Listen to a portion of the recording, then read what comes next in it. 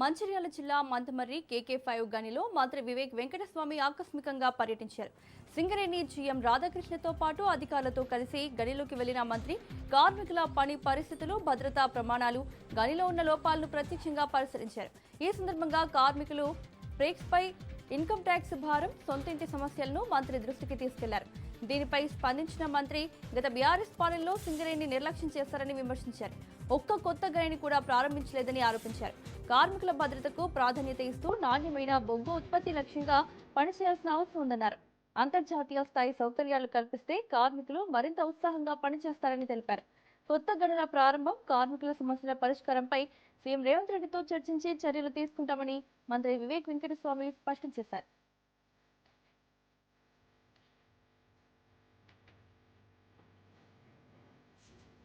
మహబూబాబాద్ జిల్లాలో మంత్రి సీతక్క పర్యటించారు. పర్యటనలో కొత్తగూడ, గంగారం ఉమ్మడి మండలాలకు చెందిన 60 మంది కళ్యాణ లక్ష్మి, షాదీ ముబారక్ లబ్ధిదారులకు కొత్తగూడెం మండల కేంద్రంలోని రైతు వేదికలో చెక్కులను పంపిణీ చేశారు. ఈ సందర్భంగా మంత్రి మాట్లాడుతూ జిల్లాలోని ధాన్యం, మొక్కజొన్న కొనుగోలు కేంద్రాల్లో ఎదురవుతున్న సమస్యలు, అలాగే మంచినీటి సమస్యలపై అధికారులతో చర్చించినట్లు తెలిపారు. అనంతరం కొత్తగూడ, గంగారం మండలాల్లో నూతనంగా ఎన్నికైన సర్పంచ్లతో సమీక్షా సమావేశం నిర్వహించారు. సర్పంచ్ల ఎన్నికల అనంతరం 15వ ఫినాన్స్ కింద దాదాపు 1500 కోట్ల రూపాయల నిధులు గ్రామాలకు చేరాయని పేర్కొన్నారు. కొంతమంది సర్పంచ్లు అవగాహన లోపంతో ఆ నిధులను ఇతర పనులకు వినియోగిస్తున్నారని ఆందోళన వ్యక్తం చేశారు. 15వ ఫినాన్స్ నిధులు కేటాయించిన పనులకే వినియోగించాలని స్పష్టం చేశారు.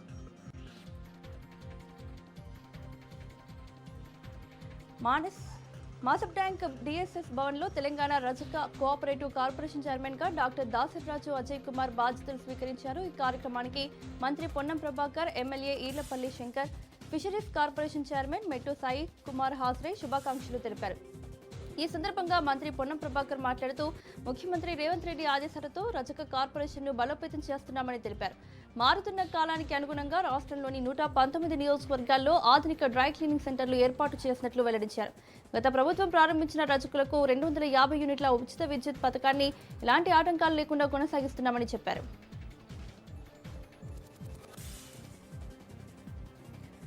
కరీంనగర్ జిల్లా చింతకుంట గ్రామంలో DCMS ఆధ్వర్యంలో ఏర్పాటు చేసిన వరి ధాన్య కొనుగోలు కేంద్రాన్ని మాజీ మంత్రి గంగుల కమలాకర్ పరిశీలించారు. కేంద్రంలో ధాన్యం విక్రయానికి వచ్చిన రైతులతో మాట్లాడి వారి సమస్యలను అడిగి తెలుసుకున్నారు. రైతులు ఎలాంటి ఇబ్బందులు పడకుండా వెంటనే ధాన్యం కొనుగోలు చేయాలని అధికారులకు సూచించారు. తూకం ప్రక్రియ వేగంగా పూర్తి చేయడంతో పాటు ధాన్యం నిల్వలు ఎక్కువసేపు కేంద్రాల్లో ఉండకుండా చర్యలు తీసుకోవాలన్నారు. రైతులకు మద్దతు ధర సకాలంలో అందేలా అధికారులు సమన్వయంతో పనిచేయాలని గంగుల కమలాకర్ ఆదేశించారు.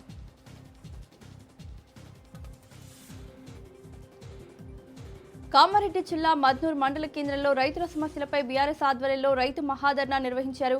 యాసంగి పంటల కొనుగోలు కేంద్రాలు వెంటనే ఏర్పాటు చేసి రైతుల పంటలను ప్రభుత్వం కొనుగోలు చేయాలని డిమాండ్ చేశారు. జుక్కల్ మాజీ ఎమ్మెల్యే హనుమంత్ షిండే ఆధ్వర్యంలో నిర్వహించిన ఈ నిరసన కార్యక్రమంలో పెద్ద సంఖ్యలో రైతులు పాల్గొన్నారు. మొక్కజొన్న, జొన్న, వరి ధాన్యం కొనుగోలు విషయంలో ప్రభుత్వం నిర్లక్ష్యం వహిస్తోందని రైతులు ఆగ్రహం వ్యక్తం చేశారు. ఐకేపీ కేంద్రాల్లో సరిపడా గన్ని బ్యాగులు లేక రైతులు ఇబ్బందులు పడుతున్నారని ఆరోపించారు. ఇప్పటి వరకు జుక్కల్ నియోజకవర్గంలో ఒక్క జొన్న కొనుగోలు కేంద్రం కూడా ఏర్పాటు చేయలేదని విమర్శించారు.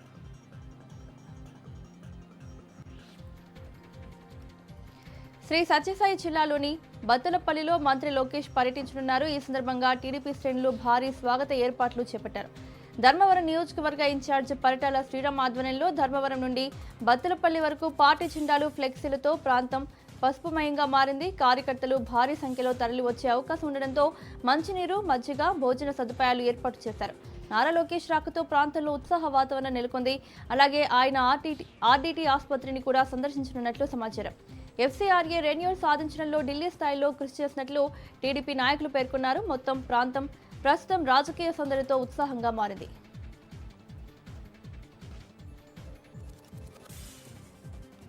ఎన్టీఆర్ జిల్లా విజయవాడలో క్లీన్ విజయవాడ లక్ష్యంగా ఎంపీ కేశినేని చిన్ని కీలక ముందడుగు వేశారు. పారిశుధ్య పనులను మరింత సమర్థవంతంగా నిర్వహించేందుకు 5 జేసీబీలను ఆయన ప్రారంభించారు. ఈ జేసీబీలు 15వ ఆర్థిక సంఘం గ్రాంట్ నుండి సమకూర్ణ నిధులతో కొనుగోలు చేశామని తెలిపారు. నగరంలో కాలువల పూడికతీతలు, త్రవ్వకాలు, అలాగే ఘన వ్యర్థాల నిర్వహణ పనులను వేగవంతం చేయడమే ఈ చర్య ముఖ్య ఉద్దేశంగా అధికారులు తెలిపారు. విజయవాడ మున్సిపల్ కార్పొరేషన్ ఇంజనీరింగ్ విభాగం పనితీరును మరింత మెరుగుపరచడానికి ఈ యంత్రాలు ఉపయోగపడనున్నట్లు చెప్పారు. ఈ ప్రారంభోత్సవ కార్యక్రమంలో ఎంపీ కేశినేని చిన్నితో పాటు సెంట్రల్ ఎమ్మెల్యే బోండా ఉమా కూడా పాల్గొన్నారు. నగరాన్ని పరిశుభ్రంగా మార్చేందుకు సమన్వయంతో పనిచేస్తామని నాయకులు ఈ సందర్భంగా పేర్కొన్నారు.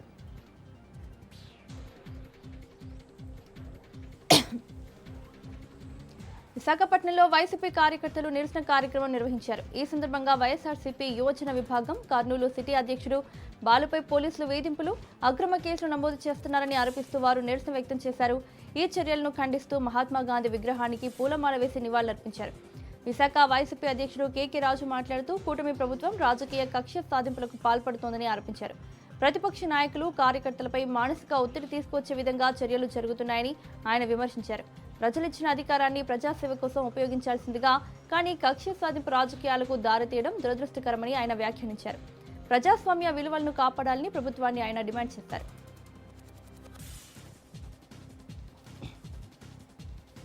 తిరుపతి పార్లమెంటు పరిధిలో టీడీపీ మహానాడు నిర్వహణకు సంబంధించి ఏర్పాట్లు వేగవంతమయ్యాయి. ఈ నెల 27, 28, 29 తేదీల్లో నెల్లూరు జిల్లా కోవూరు పరిధిలోని కిసాన్ సెజ్లో మహానాడు నిర్వహించనున్నట్లు టీడీపీ తిరుపతి పార్లమెంటరీ అధ్యక్షురాలు పనబాక లక్ష్మి తెలిపారు. సీఎం చంద్రబాబు ఆదేశాల మేరకు వివిధ కమిటీలను ఏర్పాటు చేసి కార్యక్రమాన్ని విస్తృతంగా నిర్వహిస్తున్నట్లు తెలిపారు. అంతకుముందు మే 18 నుంచి 20 వరకు తిరుపతి పార్లమెంట్ పరిధిలోని శ్రీకాళహస్తి, సూళ్లూరుపేట, గూడూరు, సత్యవేడు, తిరుపతి తదితర అసెంబ్లీ నియోజకవర్గాల్లో మినీ మహానాడులు నిర్వహించనున్నట్లు చెప్పారు.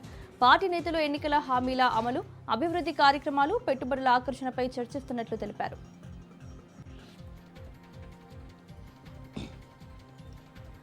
తిరుపతి నగరంలో భూదందాల ఆరోపణలపై రాజకీయ వేడి కొనసాగుతోంది. కూటమి ప్రభుత్వం పాలనలో భూముల ఆక్రమణలు పెరిగిపోయాయని వైసీపీ నేతలు ఆరోపించారు. ఎర్రమిట్ట జర్నలిస్ట్ కాలనీలో తులసిమ్మకు చెందిన 3.5 ఎకరాల భూమిని కబ్జా చేయడానికి ప్రయత్నాలు జరుగుతున్నాయని వారు పేర్కొన్నారు. తిరుపతి నియోజకవర్గ వైఎస్ఆర్ కాంగ్రెస్ పార్టీ ఇన్ఛార్జ్ భూమన అభినయ్ రెడ్డి ఆధ్వర్యంలో నాయకులు, కార్యకర్తలు అక్కడికి చేరుకుని నిరసన వ్యక్తం చేశారు. బాధిత కుటుంబానికి అండగా నిలుస్తామని ఆయన తెలిపారు. పేదల భూముల జోలికి వస్తే చూస్తూ ఊరుకోబోమని హెచ్చరించారు.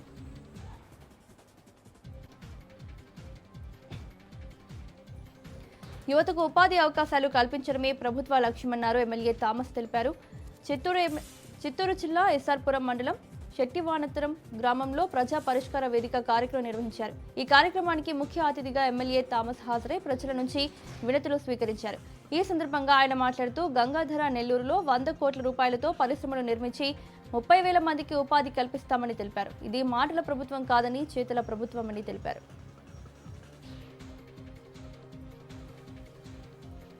కర్నూలు కలెక్టర్ కార్యాలయం వద్ద వైసీపీ శ్రేణులు భారీ ఆందోళన చేపట్టారు. నగరంలోని కిసాన్ ఘాట్ నుండి ర్యాలీగా బయలుదేరిన నాయకులు, కార్యకర్తలు కలెక్టర్ కార్యాలయం వద్దకు చేరుకుని నిరసన వ్యక్తం చేశారు. సోషల్ మీడియాలో వైసీపీ కార్యకర్తలు పెట్టిన పోస్టుల ఆధారంగా పోలీసులు అక్రమంగా కేసు నమోదు చేస్తున్నారని వారు ఆరోపించారు. అలాగే సోషల్ మీడియా పోస్టుల ఆధారంగా వైసీపీ నాయకులు, కార్యకర్తలపై టీడీపీ నాయకులు కేసులు పెట్టిస్తున్నారని కూడా ఆరోపణలు చేశారు. ఈ సందర్భంగా జిల్లా అధ్యక్షుడు ఎస్వి మోహన్ రెడ్డి మాట్లాడుతూ గతంలో తమ ప్రభుత్వం అధికారంలో ఉన్నప్పుడు ఎవరూ ఇబ్బందులు పడకుండా పోలీస్ వ్యవస్థను న్యాయంగా నడిపించామని తెలిపారు. ఈ నిరసన కార్యక్రమంలో చక్కంపొడి రాజా, బైరెడ్డి సిద్ధార్థరెడ్డి, మాజీ ఎమ్మెల్యే హఫీజ్ ఖాన్ మరియు నియోజకవర్గ ఇన్ఛార్జీలు, కార్యకర్తలు పాల్గొన్నారు.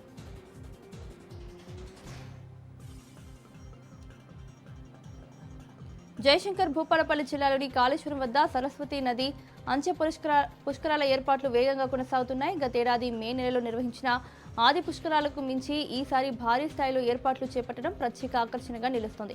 కాళేశ్వరంలోని సరస్వతి ఘాట్ వద్ద సినీ పరిశ్రమకు చెందిన ప్రముఖ డెకరేషన్ కంపెనీ ఆధ్వర్యంలో అద్భుతమైన సెట్టింగ్లు రూపొందిస్తున్నారు.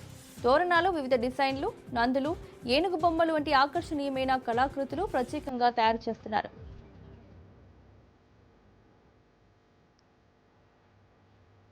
జగిత్యాల జిల్లా కేంద్రంలో తెలంగాణ విద్యా వారోత్సవాలు ఉత్సాహంగా కొనసాగుతున్నాయి. ప్రభుత్వ పాఠశాలలో విద్యా ప్రమాణాలు మెరుగుపడుతున్నాయని ప్రజలకు తెలియజేసేందుకు ఉపాధ్యాయులు ప్రత్యేక కార్యక్రమాలు చేపడుతున్నారు. ఇంటింటికి వెళ్లి విద్యార్థులు, వారి తల్లిదండ్రులు కలిసి ప్రభుత్వ పాఠశాలలో అందిస్తున్న సౌకర్యాలు, నాణ్యమైన విద్యపై అవగాహన కల్పిస్తున్నారు. ఉచిత పాఠ్య పుస్తకాలు, యూనిఫామ్లు, ఈ ఏడాది నుంచి అల్పాహారం, మధ్యాహ్న భోజనం వంటి సదుపాయాలతో పాటు అనుభవం కలిగిన ఉపాధ్యాయులతో మెరుగైన బోధన అందిస్తున్నామని చెబుతున్నారు. 10వ తరగతి ఫలితాల్లో జగిత్యాల జిల్లాలో ప్రభుత్వ పాఠశాలలు రికార్డు స్థాయిలో ఉత్తీర్ణత సాధించగా 2 ప్రైవేట్ పాఠశాలల్లో 0 ఫలితాలు రావడం ప్రభుత్వ విద్యపై ప్రజల్లో మరింత నమ్మకాన్ని పెంచిందని ఉపాధ్యాయులు పేర్కొన్నారు.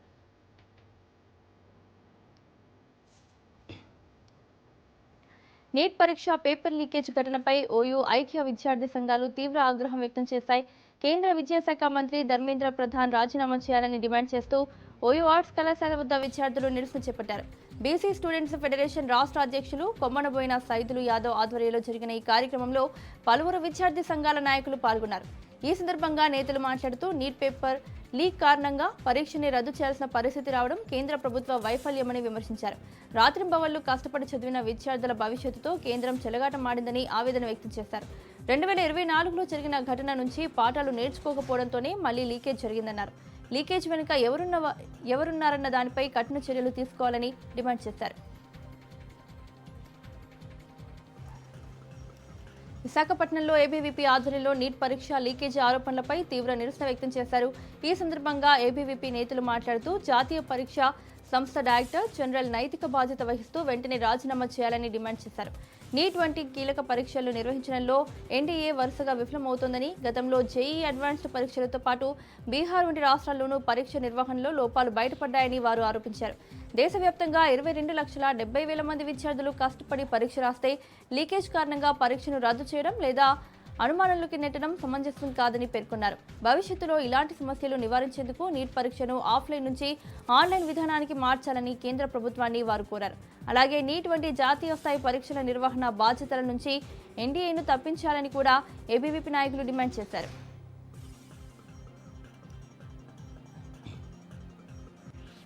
కేంద్ర ప్రభుత్వంపై సిపిఎం పొలిట్ బ్యూరో సభ్యుడు రాఘవులు తీవ్ర విమర్శలు చేశారు. బంగారం కొనుగోలు అంశంపై ప్రధాని మోదీ చేసిన వ్యాఖ్యలు ప్రజలను తప్పుదారి పట్టించేలా ఉన్నాయని ఆయన ఆరోపించారు. అనాలోచిత ప్రకటనలతో దేశంలో ఆర్థిక అనిశ్చితి పెరుగుతోందని ఆయన అభిప్రాయపడ్డారు. ప్రపంచ శాంతి కోసం అమెరికా ఆంక్షల విధానాన్ని నిలిపివేయాలని తెలిపారు.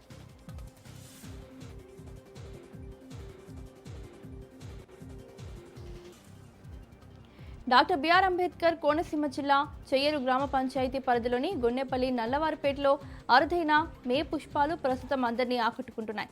సంవత్సరంలో కేవలం మే నెలలోనే వికసించే ఈ ప్రత్యేక పుష్పాలు ప్రకృతి ప్రేమికులను, స్థానిక ప్రజలను విశేషంగా ఆకర్షిస్తున్నాయి. ఉరుములు మెరుపులతో కూడిన తొలి వర్షాలు కురిసిన అనంతరం మాత్రమే వికసించే ఈ పూల అందాలు గ్రామంలో ప్రత్యేక ఆకర్షణగా నిలుస్తున్నాయి. నల్లవారిపేటకు చెందిన మార్తా గంటి తన ఇంటి వద్ద ఈ పుష్పాలను ఎంతో శ్రద్ధగా పెంచుతున్నారు. దాదాపు 20 సంవత్సరాల క్రితం బంధువుల ఇంటి నుంచి కేవలం 2 దుంపలను తీసుకొచ్చి వాటిని నాటినట్లు ఆమె తెలిపారు. మొదట 2 దుంపలతో ప్రారంభమైన ఈ ప్రయాణం ఇప్పుడు 100 పుష్పాల వరకు వచ్చింది. గత 10 ఏళ్లుగా ప్రతి ఏడాది భారీ సంఖ్యలో పూలు పూస్తున్నాయని తెలిపారు. అరుదైన రంగులు, ప్రత్యేక ఆకృతితో వికసించే ఈ పుష్పాలను చూసేందుకు సమీప గ్రామాల ప్రజలు కూడా ఆమె ఇంటికి చేరుకుంటున్నారు. ప్రకృతి వైవిధ్యాన్ని కాపాడడంలో గ్రామీణ మహిళల పాత్ర ఎంత ముఖ్యమో గంటి మార్తా ఉదాహరణగా నిలుస్తున్నారు.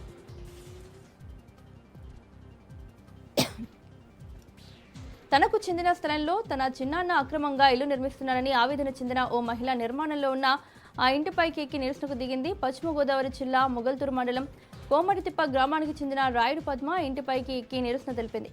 అక్రమంగా ఇంటి నిర్మాణం చేస్తున్నారని, తన తల్లి సత్యవతి ఆరోగ్యం బాగోలేక ఇబ్బందులు పడుతున్నామని, అధికారులు తనకు న్యాయం చేయాలని ఆమె డిమాండ్ చేశారు. తన చిన్నాన్న వీరవల్లి సత్యనారాయణ కుటుంబ సభ్యులు తనపై దాడి చేసి తనను భయాందోళనకు గురి చేస్తున్నారంటూ మొగల్తూరు పోలీసులకు ఫిర్యాదు చేసినట్లు ఆమె తెలిపారు. ఈ ఘటనపై ఉన్నతాధికారులు స్పందించి తనకు న్యాయం చేయాలని ఆమె కోరుతున్నారు.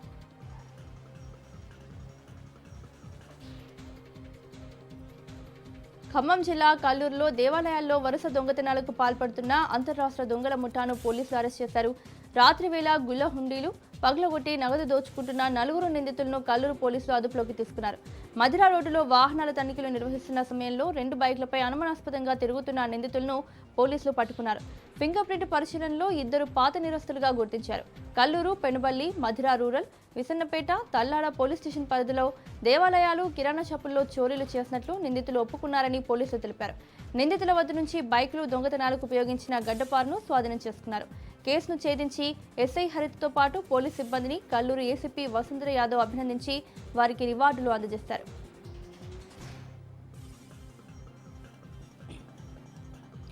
మంచిర్యాల జిల్లా చెన్నూరు పట్టణంలో చోరీ కలకలం రేపింది. తిరుపతి దర్శనం ముగించుకొని ఇంటికి వచ్చిన కుటుంబానికి షాకింగ్ ఘటన ఎదురైంది. దొంగలు ఇంటి తలుపులు పగులగొట్టి నగదు, వెండి వస్తువులు అపహరించారు. చెన్నూరు పట్టణంలోని అస్నాథ్ రోడ్ సమీపంలో ఈ చోరీ జరిగింది. ఇంటి యజమానులు తిరుపతి వెళ్లిన సమయంలో గమనించిన దొంగలు ఇంట్లోకి చొరబడ్డారు. తలుపులు పగలగొట్టి బీరువాలో ఉన్న సుమారు 2 కిలోల వెండి వస్తువులు, 70,000 రూపాయల నగదును దోచుకెళ్లారు. తిరిగి ఇంటికి వచ్చిన కుటుంబ సభ్యులు ఇంటి పరిస్థితిని చూసి షాక్కి గురయ్యారు. వెంటనే పోలీసులకు సమాచారం అందించారు. దొంగల కదలికలు సమీపంలోని సీసీ కెమెరాల్లో రికార్డు కావడంతో పోలీసులు క్లూస్ టీం సహాయంతో విచారణ చేపట్టారు. సీసీ ఫుటేజ్ ఆధారంగా నిందితులను గుర్తించే పనిలో పోలీసులు నిమగ్నమయ్యారు.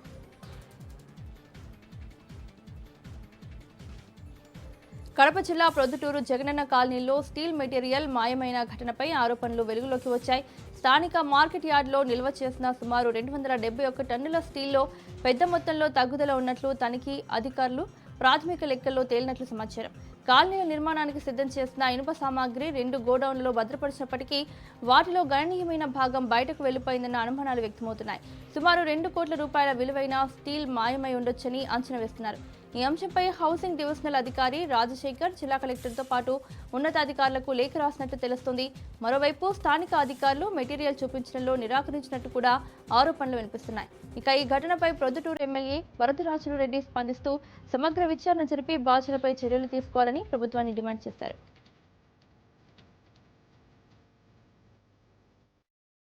నెల్లూరు జిల్లా వింజమూరు సామాజిక ఆరోగ్య కేంద్రంలో విద్యుత్ ప్రమాదం చోటు చేసుకుంది. షార్ట్ సర్క్యూట్ కారణంగా డయాలసిస్ కేంద్రంలోని 3 కీలక యంత్రాలు పూర్తిగా దగ్ధమయ్యాయి. దీంతో అత్యవసర డయాలసిస్ సేవలు ఒక్కసారిగా నిలిచిపోయి రోగులు తీవ్ర ఆందోళనకు గురయ్యారు. అదే సమయంలో ఫార్మసిస్ట్ గదిలోని ట్యూబ్లైట్లు, విద్యుత్ వైర్లు కూడా కాలిపోవడంతో ఆసుపత్రిలో భయాందోళన వాతావరణం నెలకొంది.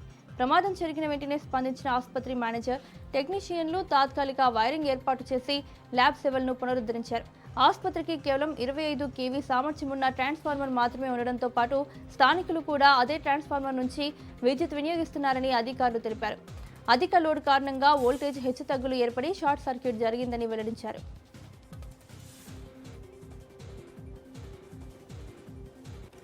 కామారెడ్డి జిల్లా వ్యాప్తంగా సైబర్ నేరాలు పెరుగుతున్నాయి. తాజాగా 2 వేర్వేరు ఘటనల్లో 2 మహిళలు ఆన్లైన్ మోసాలకు గురయ్యారు. జిల్లా కేంద్రంలోని సుభాష్ రోడ్లో గార్మెంట్ వ్యాపారం చేస్తున్న ఓ మహిళకు సోషల్ మీడియాలో తక్కువ ధరకే డ్రెస్సులు అమ్ముతానంటూ వచ్చిన ప్రకటనపై నమ్మకం కలిగింది.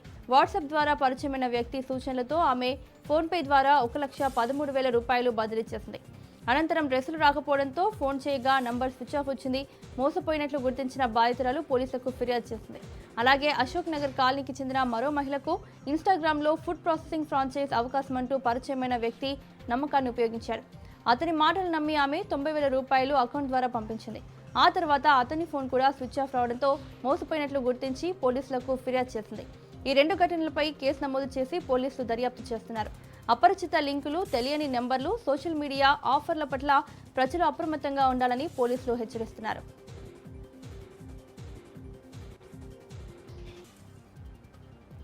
కామారెడ్డి జిల్లాలో పెద్ద పులి సంచారం అటవీ శాఖకు సవాల్గా మారింది. మాచారెడ్డి రేంజ్ పరిధిలో గత నెల 17న కనిపించిన సుమారు 3.5 ఏళ్ల వయసున్న టైగర్ చాడా ఇప్పటికీ లభించలేదు. దీంతో ఎల్లంపేట, ఇసాయిపేట, స్కూల్ తండా, గిద్ద, రామారెడ్డి, మద్దికుంట, రెడ్డిపేట అటవీ ప్రాంతాల్లో ఫారెస్ట్ అధికారులు ముమ్మర గాలింపు చర్యలు చేపట్టారు. నెల రోజులుగా ట్రాక్ కెమెరాలకు కూడా టైగర్ మూవ్మెంట్ చిక్కకపోవడంతో అధికారులు ఆందోళన చెందుతున్నారు. రాష్ట్ర ఉన్నతాధికారుల ఆదేశాల మేరకు ప్రత్యేక బృందాలు అటవీ ప్రాంతాన్ని జల్లెడపడుతున్నాయి. గతేడాది మహారాష్ట్ర నుంచి గోదావరి నది దాటి జగిత్యాల, నిజామాబాద్ జిల్లాల మీదుగా కామారెడ్డి జిల్లా మాచారెడ్డి రేంజ్లోకి పెద్దపులి ప్రవేశించినట్లు అధికారులు గుర్తించారు.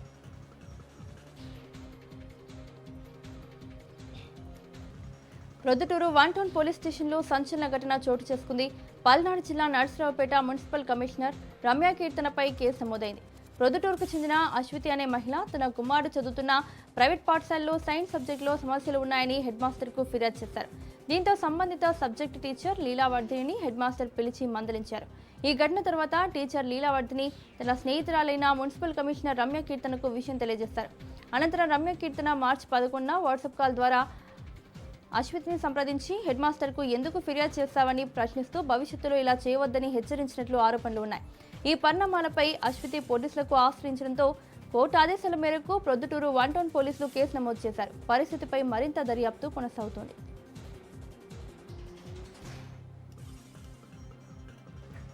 ప్రకాశం జిల్లా ఒంగోలులో దారుణ హత్య కలకలం రేపింది. డిపో సెంటర్ సమీపంలోని ఓ లాడ్జ్లో అంధురాలైన మహిళ గొంతు కోసి హత్యకు గురైన ఘటన స్థానికంగా సంచలనం సృష్టించింది. ఇరిగేషన్ శాఖలో పనిచేస్తున్న ఆదిలక్ష్మి అనే మహిళ 2 రోజులుగా కనిపించకపోవడంతో ఆమె భర్త ఒంగోలు 1 టౌన్ పోలీస్ స్టేషన్లో ఫిర్యాదు చేశారు. దీంతో 3 ప్రత్యేక బృందాలను ఏర్పాటు చేసిన పోలీసులు గాలింపు చేపట్టగా ఆదిలక్ష్మి ఓ వ్యక్తితో కలిసి లాడ్జ్లో ఉన్నట్లు సమాచారం అందింది. పోలీసులు అక్కడకు చేరుకుని గది తలుపులు తెరిచి చూడగా అప్పటికే ఆమె గొంతు కోసి హత్యకు గురైనట్లు గుర్తించారు. జిల్లా ఎస్పీ హర్షవర్ధన్ రాజు సంఘటన స్థలాన్ని పరిశీలించి వివరాలు సేకరించారు. వెంకటరమణ అనే వ్యక్తితో కలిసి ఆమె లాడ్జ్కు వచ్చినట్లు ప్రాథమికంగా గుర్తించామని, పరారీలో ఉన్న నిందితుడి కోసం గాలింపు కొనసాగుతోందని పోలీసులు తెలిపారు.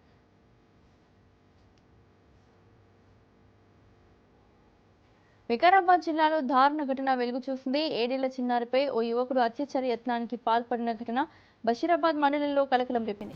ఇంటి వద్ద ఆడుకుంటున్న బాలికను గమనించిన అదే గ్రామానికి చెందిన ఓ యువకుడు ఆమెను పాడుపడిన ఇంట్లోకి తీసుకెళ్లి దారుణానికి ఒడిగట్టినట్లు ఆరోపణలు ఉన్నాయి.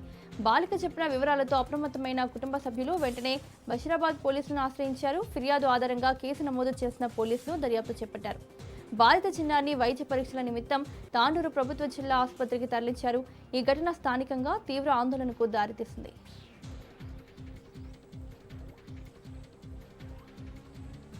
విశాఖ జిల్లా గాజువాకలో గ్రామస్తుల ఆందోళన ఉద్రిక్తతకు దారితీసింది. గంగవరం నుంచి పెదకంట్యాడ వెళ్లే ప్రధాన రహదారిని గ్రామస్తులు పూర్తిగా దిగ్బంధించి నిరసన చేపట్టారు. నిన్న రాత్రి జరిగిన రోడ్డు ప్రమాదంలో కంబాల మాధవ్ అనే వ్యక్తి మృతి చెందడంతో బాధిత కుటుంబానికి న్యాయం చేయాలని గ్రామస్తులు డిమాండ్ చేస్తున్నారు. వాహనం ఢీకొట్టి వెళ్లిపోయిందని, ప్రమాదం జరిగిన గంటలు గడిచినా సంబంధిత కంపెనీ యాజమాన్యం కానీ అధికారులు కానీ స్పందించలేదని ఆగ్రహం వ్యక్తం చేస్తున్నారు. ఇప్పటికే ఇదే రహదారిపై వరుస ప్రమాదాల్లో 7గురు మృతి చెందారని, గ్రామ ప్రజల ప్రాణాలకు రక్షణ లేకుండా పోయిందని అంటున్నారు. గంగవరం గ్రామాన్ని పూర్తిగా తరలించాలా లేక కంపెనీలకు వెళ్లే రహదారి మార్గాన్ని మార్చాలా, వెంటనే నిర్ణయం తీసుకోవాలని గ్రామస్తులు డిమాండ్ చేస్తున్నారు.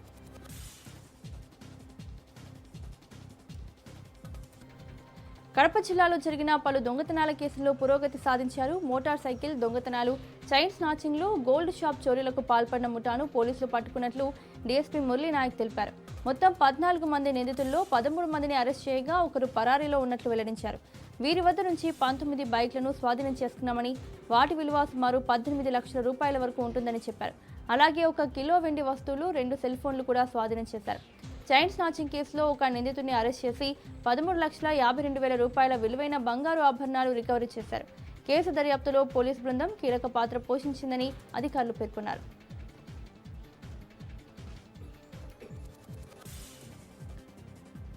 హైదరాబాద్ ఆసిఫ్ నగర్ పోలీస్ స్టేషన్ పరిధిలో భారీ అగ్ని ప్రమాదం చోటు చేసుకుంది.